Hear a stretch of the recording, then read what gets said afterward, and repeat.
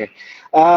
Sebelum kita lanjut ke pertanyaan selanjutnya, aku mau ingetin dulu ya buat teman-teman cuan troopers yang nonton, ini IG live-nya di save ya, di save. Jadi kalau misalkan ada ketinggalan nih penjelasan mengenai profile ya dan juga skema bisnis dari Jati kan bisa nonton langsung di Sukor Sekuritas Instagramnya langsung begitu. Dan kalau misalkan ada pertanyaan boleh di Q&A box-nya ya. Oke, lanjut ya pertanyaannya ya Pak ya. Tadi Daniel, jadi Tidak kudat ada beberapa dari cuan troopers juga yang mention kan Jati itu baru IPO begitu Pak ya di tahun ini, dan ada beberapa yang penasaran juga sih Pak mengenai realisasi dana IPO kemarin itu penggunaannya di mana aja tuh Pak? Kira-kira mungkin boleh dijelasin nih sama teman-teman yang lagi nonton. Oke, jadi kita 23,08% kita pakai untuk teknologi AI, membangun daripada fondasinya. Karena fondasi AI itu adalah satu, dia bisa berkolaborasi dengan any public data. Yang kedua, dia siap diintegrasikan dengan any private data yang ada di multiple clients yang punya infrastruktur beda-beda. Itu dibangun fondasinya.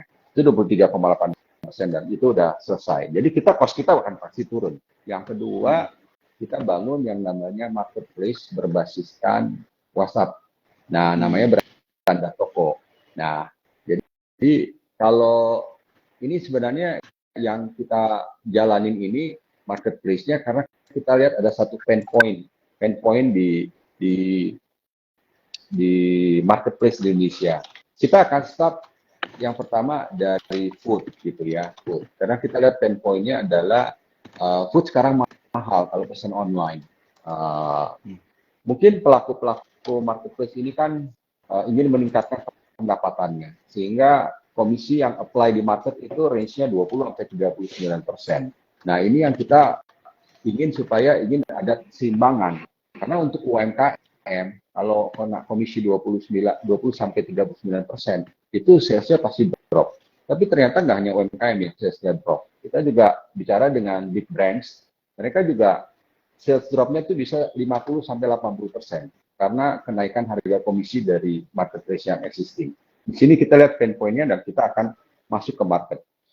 Tapi kita masuk ke market, kita akan mulai di hari kemerdekaan tahun ini 17 Agustus. Tapi kita bawanya carry-nya barang yang berbeda dulu. Artinya nggak dari foodnya udah jalan, kita udah pilot. Tapi kita punya lihat satu kesempatan yang sangat bagus, yang namanya electric vehicle, motor listrik, sepeda listrik. Karena kita baca satu data yang menunjukkan bahwa government ini sangat serius untuk membuat yang namanya electric vehicle ini menjadi something yang common untuk masyarakat. Dan kita lihat permasalahannya. Akhirnya kita start dengan satu brand yang namanya Tamkas yang kita udah due diligence. Kenapa kita due diligence? Kita nggak mau juga jeopardize our investment. Jadi kita pilih brand yang bagus untuk jalan bareng. Nah, Tamkas ini produknya bagus, dalam arti kata dia baterai listriknya itu kalau diganti nggak mahal, bisa per setnya diganti, dia kayak handphone tinggal colok di rumah, terus kemudian dia punya, dan ini penting banget, dia punya service center. Nah, kita akan mulai jalanin. Cuma ini mungkin Tuhan maha sayang sama kita, tiba-tiba Pak Jokowi bilang, subsidi motor 7 juta berlaku 1 KTP.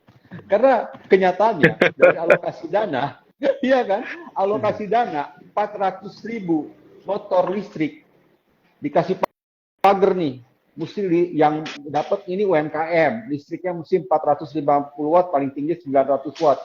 Dari 400.000 dan yang dialokasi, yang jalan cuma 4. Itu saya baca di media. Sehingga akhirnya mungkin Pak Jokowi sendiri yang turun tangan RI 1. Pokoknya dimudahkan untuk listrik. Jadi kita, waduh, ini kayaknya Tuhan sayang ya sama kita. Jadi kita punya plan, kita akan jalani 17 Agustus. Dari government, push-nya, pressure-nya juga untuk supaya ini jalan kuat sekali. Jadi kurang lebih gitu. Yang kita alokasin. Jadi 23,08% di AI, 23,08% di marketplace berbasiskan WhatsApp. Jadi orang nanti pesennya gampang pakai WhatsApp. Ya. Nah, wah menarik banget ini.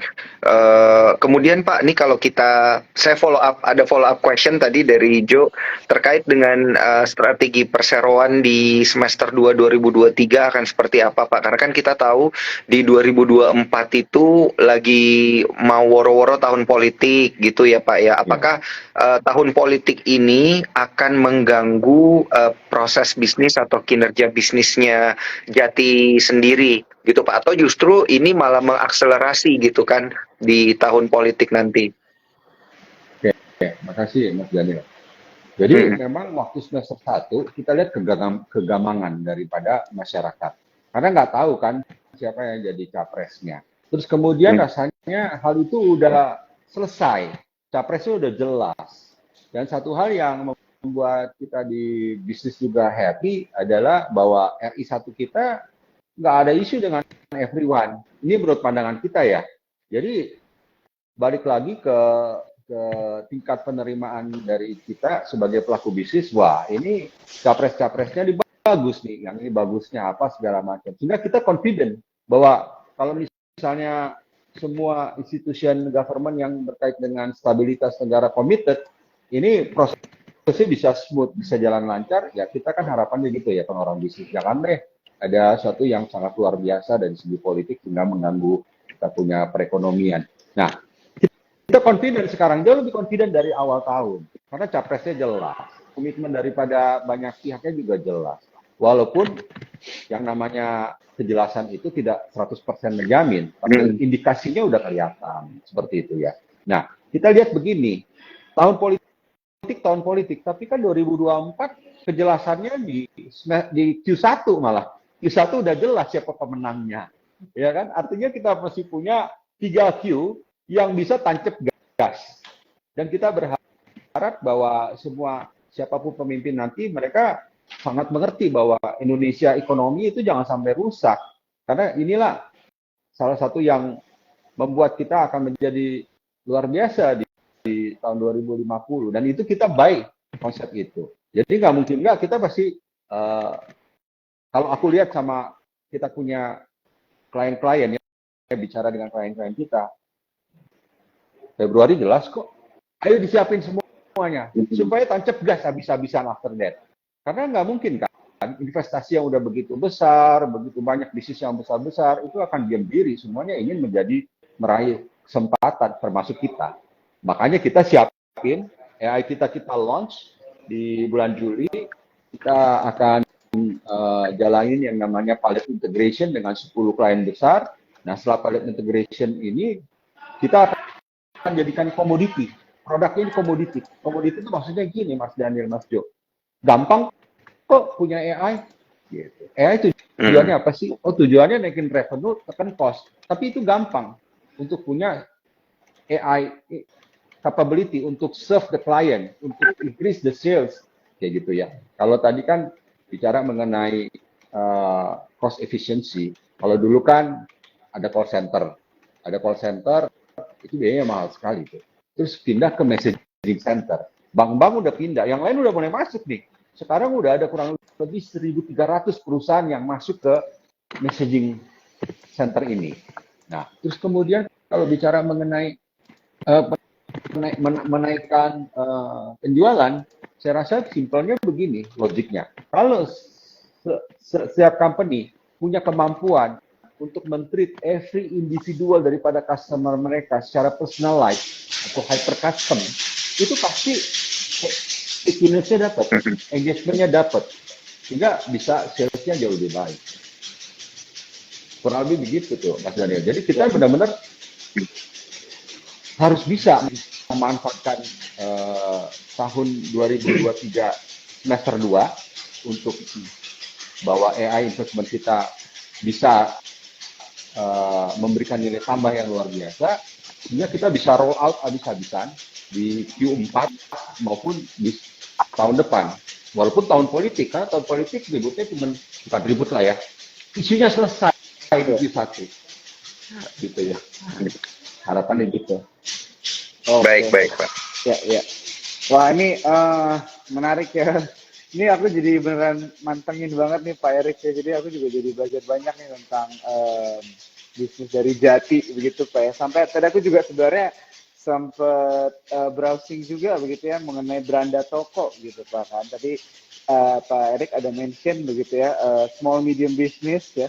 Dan aku bacanya sih tadi secara sekilas saja ada mengenai tentang jualan gitu ya Pak ya.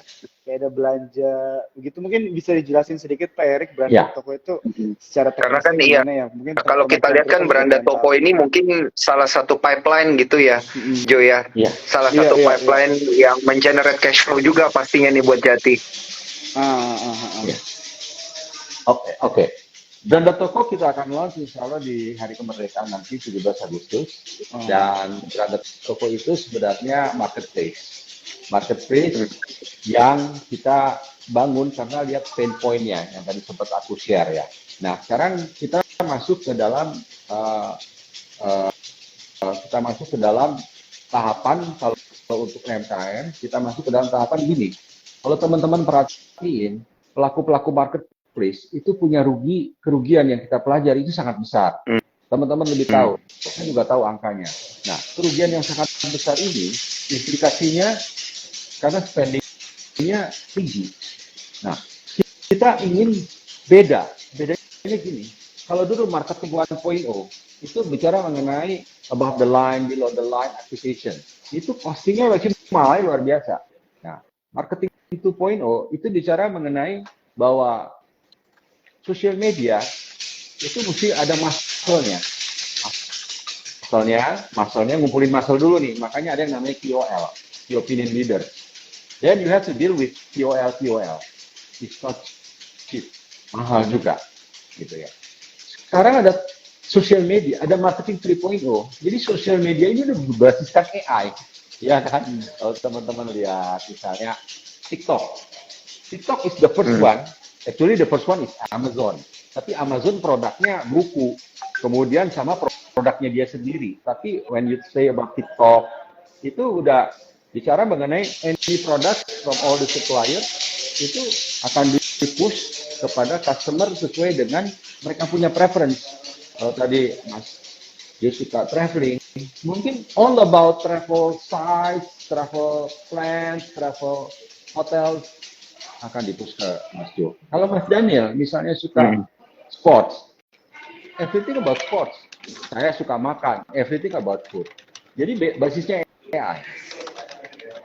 TikTok ini sekarang di-follow oleh Facebook dengan Reels-nya, di-follow oleh YouTube dengan Shorts-nya. Jadi everyone udah mainnya di sekarang AI based. Nah, ini yang kita mau bisa menjadi base daripada marketing campaign kita ke depan. Jadi udah marketing 3.0. Jadi marketing yang benar-benar kita bisa ukur. Kita spending 100, hasilnya berapa? Spending 200, hasilnya berapa? Nah, ini yang saya rasa cara yang sangat penting buat kita supaya kita punya marketplace ini nggak terjebak ke dalam satu bakar duit. Kita nggak mau ada bakar duit lagi. Bakar duit is over. Sekarang mesti kasih value ke market dan untung, bukan jor-joran dibakar duit. Campaign-nya juga mesti terukur. Nggak bisa campaign jeder. Habis itu rugi, kan kita nggak mau jadi company yang rugi. Iya benar Pak. Nah ini kita udah nggak berasa udah mau sejam ngobrol Pak. Saya harus menanyakan satu pertanyaan pilihan ini dari Cuan Troopers yang selalu ditanyain kalau kita lagi corporate talks Pak. Ini wajib karena ini tentunya menjadi salah satu alasan juga bagi investor untuk tetap stay invested dengan Jati gitu Pak. Jadi pertanyaannya adalah dari sisi dividen sendiri Pak. Nah ini kan memang baru IPO di tahun ini gitu ya Jati. Tapi apakah kedepannya ini nanti akan ada plan gitu Pak tentunya untuk pembagian dividen kepada para investor? Terima kasih. Saya rasa dividen itu penting. Dan kita memang, jadi begini, kalau IPO, ini pengalaman pertama kita. Tapi selama 19 years kita beroperasi, jadi kita tuh beroperasi dari tahun 2003, even the first year, kita 20 tahun ya. Kita tahun pertama untungnya tipis tipis banget, 3 juta tahun pertama. Jadi nggak bisa bagi dividen. Tapi tahun kedua, itu untung kita udah puluhan juta, dan kita bagi dividen. Kita punya yang namanya operating standard for dividend. It's about 20% daripada kita punya keuntungan. Dan itu berjalan terus. Kita audited mulai tahun 2012, public audited, dan itu masuk ke dalam kita punya laporan pembukuan selalu. Nah, ini udah menjadi semacam culture di kita, bahwa yang namanya pemegang saham, kalau dulu pemegang saham utamanya cuma 2, sekarang pemegang utamanya ribuan.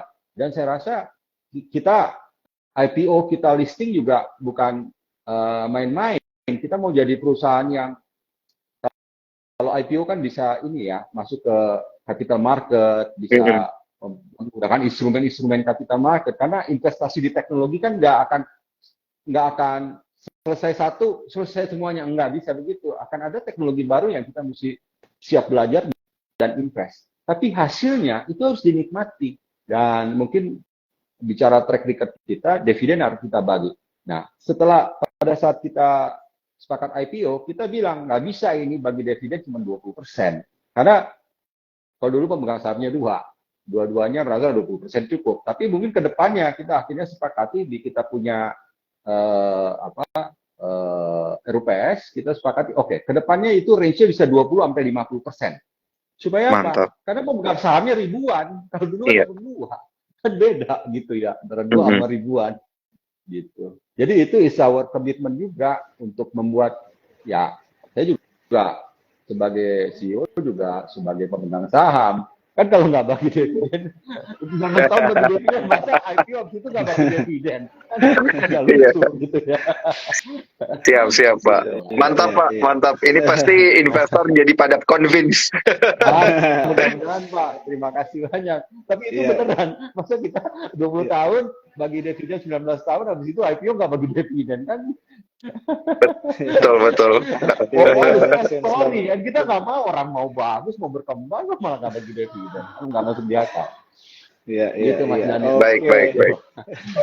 Wah, ini udah pas banget sejam ya. Kita dari jam 6.30 sampai jam 7.30.